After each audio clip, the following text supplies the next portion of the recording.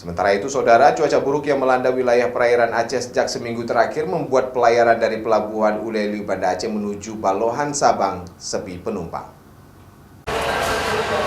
Sepinya aktivitas di Pelabuhan Ulelu Banda Aceh dikarenakan cuaca buruk yang melanda sebagian wilayah perairan Aceh. Selain sepinya penumpang, sejumlah keberangkatan kapal ke Balohan juga ditunda karena kencangnya angin dan tingginya gelombang laut yang mencapai 3 meter.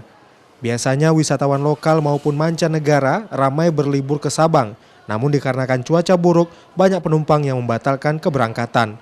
Kapal yang biasanya berangkat hingga 4 kali dalam sehari, kini dikurangi menjadi 2 kali dalam sehari, baik dari Banda Aceh ke Sabang maupun sebaliknya.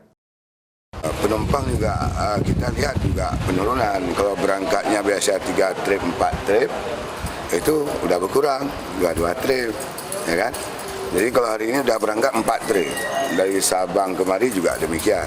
Penumpang, kadang-kadang kalau penumpang baca sendiri, oh ini keadaan angin, anak-anak kan nggak boleh ikut, udah dilarang langsung sama orang tuanya. Sudah berapa hari, Pak? Sudah 4 hari. Cuaca buruk angin kencang dan gelombang tinggi sendiri di perairan Aceh terjadi pada siang hari hingga sore hari, sehingga masyarakat yang hendak berangkat maupun sebaliknya dihimbau untuk memilih pelayaran pagi karena kondisi laut masih aman. Syahril, Kompas TV, Banda Aceh.